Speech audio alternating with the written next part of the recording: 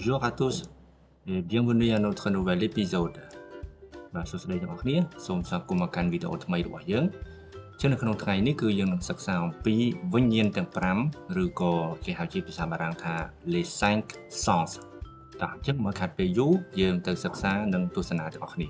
អញ្ចឹងមុនពេលដែលយើងទៅសិក្សាអំពីវិញ្ញាណទាំង5ឬក៏ញាណទាំង5នៅក្នុងភាសាបារាំងខ្ញុំសូមឲ្យទាំងអស់គ្នាស្គាល់អំពីពាក្យមួយចំនួនជាមុនសិនទីមួយគឺជាពាក្យ le sens ដែលមានន័យជាភាសាខ្មែរថាវិញ្ញាណឬក៏យើងហៅសាមញ្ញថាញាណពាក្យទី2គឺ l'organe ដែលបកជាភាសាខ្មែរថាសរីរាង្គហើយពាក្យទី3គឺ l'action ដែលមានន័យជាភាសាខ្មែរថាសកម្មភាព voilà អញ្ចឹងពាក្យទាំង3នេះគឺមានទំនាក់ទំនងជាមួយគ្នាយ៉ាងដូចនេះខ្លះពាក្យទី1គឺ le sens ដែលយើងបកថាវិញ្ញាណមានដូចជាចក្ខុវិញ្ញាណធានវិញ្ញាណកាយវិញ្ញាណជាដើមពាក្យទី2 l'organe ដែលយើងបកថាសរីរាង្គមានន័យថាជាផ្នែកណាមួយនៃរាងកាយរបស់យើងដែលបញ្ជាដោយវិញ្ញាណណាមួយហើយពាក្យទី3គឺ l'action ដែលយើងបកថាសកម្មភាពមានន័យថាយើងនឹងរៀនអំពីការប្រើប្រាស់កិរិយាសព្ទណាមួយនៅក្នុងភាសាបារាំងដែលទាក់ទងជាមួយនឹងវិញ្ញាណឬក៏សរីរាង្គដើម្បីឲ្យធ្វើអំពើតោះឥឡូវយើងមកសិក្សាអំពីវិញ្ញាណនីមួយៗវិញម្ដងដែលវិញ្ញាណទី1គឺយើងអានថា la vue យើងបកជាភាសាខ្មែរថាចក្ខុវិញ្ញាណហើយតកតងជាមួយនឹង l'organe ដែលជាសរីរាង្គវិញគឺយើងប្រើពាក្យថា les yeux យើងបកជាភាសាខ្មែរថាភ្នែកប៉ុន្តែនៅក្នុងន័យនេះគឺភ្នែកទាំងសងខាងភ្នែកទាំងពីររបស់យើងហើយប្រសិនជាយើងចង់និយាយអំពីភ្នែកមួយចំហៀងឬក៏ភ្នែកម្ខាងនៅក្នុងភាសាបារាំងគឺយើងអានថា l'œil យើងក៏អាចបន្ថែមពាក្យថាខាងស្ដាំឬក៏ខាងឆ្វេងបន្ថែមទៀតផងដែរដែលក្នុងភាសាបារាំងយើងអានថា l'œil droite l'œil gauche droite គឺយើងបកថាខាងស្ដាំហើយ gauche គឺយើងបកថាខាងឆ្វេងចូលមកដល់ពាក្យ l'action ឬក៏សកម្មភាពនៅក្នុងភាសាបារាំងគឺយើងអាចប្រើកិរិយាសព្ទ regarder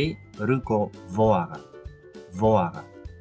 ហើយកិរិយាសព្ទ regarder គឺយើងបកថាមើលហើយ voir គឺយើងបកថាឃើញកិរិយាសព្ទទាំងពីរហ្នឹងគឺមានលក្ខណៈខុសគ្នាបន្តិចត្រង់ថា regarder គឺមានន័យថាយើងធ្វើសកម្មភាពណាមួយទៅលើកម្មបត្តិណាមួយដោយបំរុងប្រយ័ត្នឬក៏ដោយយកចិត្តទុកដាក់ចំណែកកិរិយាសព្ទ voir វិញគឺយើងបកថាឃើញមានន័យថាអ្វីមួយរត់មករកភ្នែករបស់យើងវិញមានន័យថាជាការឃើញដោយចៃដន្យឬគ្មានចេតនាបំរុងប្រយ័ត្នក្នុងការមើលវត្ថុនោះទេអញ្ចឹងដើម្បីឲ្យកាន់តែច្បាស់យើងអាចមើលមកឧទាហរណ៍នេះបានឧទាហរណ៍ទី1 il regarde un tableau មានន័យថាគាត់មើលទៅកាន់ទាំងគំនូរមានន័យថាជាការមើលដោយយកចិត្តទុកដាក់មើលដោយបំរុងប្រយ័ត្នហើយភ្នែករត់ទៅរកវត្ថុនោះឧទាហរណ៍ទី2 Je vois des oiseaux par la fenêtre ដែលមានន័យជាភាសាខ្មែរថាខ្ញុំឃើញបក្សីនៅតាមបង្អួចអញ្ចឹងមានន័យថាជាការឃើញដោយចៃដន្យអង្គុយសុកឬក៏ឈរសុកក៏ឃើញវាដោយគ្មានចេតនាដោយគ្មានបំរុងប្រយ័ត្នក្នុងការមើលវាទេ Voilà អញ្ចឹងយើងចូលមកដល់វិញ្ញាណទី2ដែលនៅក្នុងភាសាបារាំងយើងអានថា Louis ហើយយើងបកជាភាសាខ្មែរថាសោតវិញ្ញាណចំពោះ l'organe ឬក៏សរីរាង្គរបស់យើងនៅក្នុងភាសាបារាំងគឺ l'oreille ដែលយើងបកថាត្រចៀកចំពោះកិរិយាសព្ទគឺយើងមាន2ដែរគឺ écouter entendre écouter គឺជាកិរិយាសព្ទក្រុមទី1ហើយ entendre គឺជាកិរិយាសព្ទក្រុមទី3 écouter យើងបកថាស្ដាប់ហើយ entendre គឺយើងបកថាឮ écouter គឺយើងបកថាស្ដាប់មានន័យថាជាចេតនាឬក៏ជាបំណងដែលយើងយកទៅជាយើងទៅស្ដាប់រឿងអីមួយឬក៏ចម្រៀងអីមួយឬក៏សំឡេងអីមួយហើយ entendre គឺយើងបកថាឮមានន័យថាសកម្មភាពរត់មករកទៅជាយើងវិញគឺមានន័យថាយើងឮអ្វីមួយដោយអចេតនាឬក៏ដោយចៃដន្យអញ្ចឹងយើងមកមើលឧទាហរណ៍ដើម្បីឲ្យកាន់តែច្បាស់ឧទាហរណ៍ទី1 Je suis en classe. J'écoute le professeur. Il explique bien. មានន័យជាភាសាខ្មែរថាខ្ញុំនៅក្នុងថ្នាក់រៀនខ្ញុំស្ដាប់គ្រូគាត់ពន្យល់បានល្អអញ្ចឹងពាក្យ écouter កន្លែងនេះគឺមានន័យថាយើងព្យាយាមយើងយកចិត្តទុកដាក់ស្ដាប់គ្រូពន្យល់ឧទាហរណ៍ទី2 Tout à coup j'entends un bruit dehors je suis surprise ដែលយើងបកជាភាសាខ្មែរថារំពេចនោះខ្ញុំឮសំឡេងនៅខាងក្រៅខ្ញុំមានការភ្ញាក់ផ្អើលអញ្ចឹងពាក្យ entendre កន្លែងនេះមានន័យថា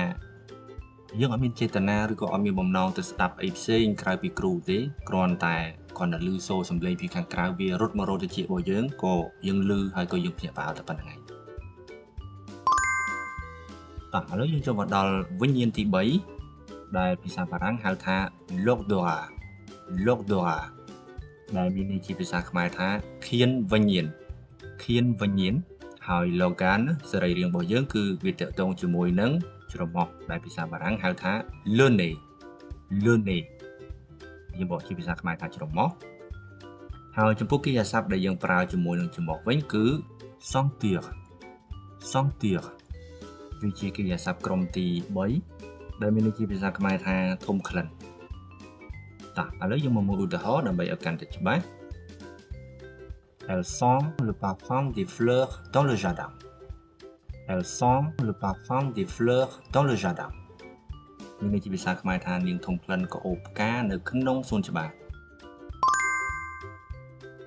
ចូលដល់វិញ្ញាណទី4វិញម្ដងនៅក្នុងភាសាបារាំងគឺយើងហៅថា le goût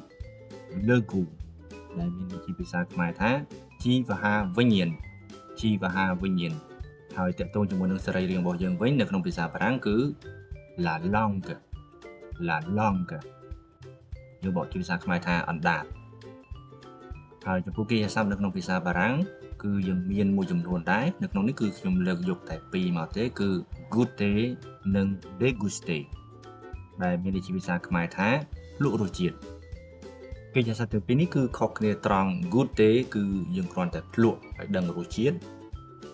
ចំណែកឯ déguster គឺយើងភ្លក់ដូចគ្នាគ្រាន់តែយើងភ្លក់ឲ្យលម្អិតឬក៏ភ្លក់ឲ្យដឹងរសជាតិឲ្យច្បាស់តោះឥឡូវយើងមើលឧទាហរណ៍ដើម្បីឲ្យកាន់តែច្បាស់ឧទាហរណ៍ទី1 Vous voulez goûter ces fromages ដែលមានន័យជាភាសាខ្មែរថាតើអ្នកចង់ភ្លក់ fromage ទាំងនេះទេអញ្ចឹងយើងគ្រាន់តែភ្លក់ឲ្យដឹងថាវាជារូបជាតិយ៉ាងម៉េចតែប៉ុណ្្នឹងឯងឧទាហរណ៍ទី2 Il déguste un excellent vin de Bordeaux មានន័យជាភាសាខ្មែរថាគាត់ភ្លក់រសជាតិស្រាដ៏ល្អមកពីបូកដូអញ្ចឹងមានន័យថាគាត់ភ្លក់រំអិត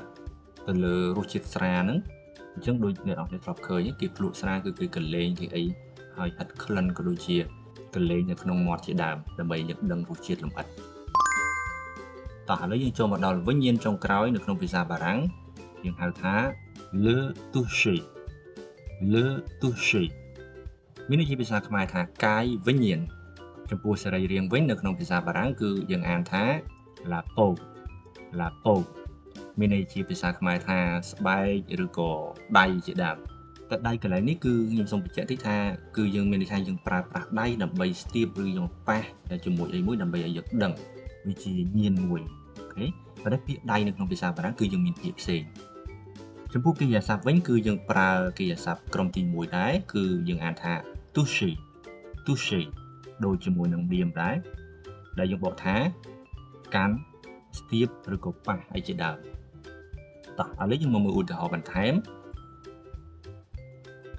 Elle touche son visage នាងប៉ះឬក៏នាងស្ទាបមុខរបស់នាង Voilà ជាងវីដេអូនេះគឺមកដល់ទីបញ្ចប់ហើយសង្ឃឹមថាទាំងអស់គ្នាបានសិក្សាអំពីវិញ្ញាណទាំង5ហើយអាចយកទៅប្រើប្រាស់បានផងដែរអញ្ចឹងជួបគ្នានៅក្នុងវីដេអូក្រោយ Merci et à bientôt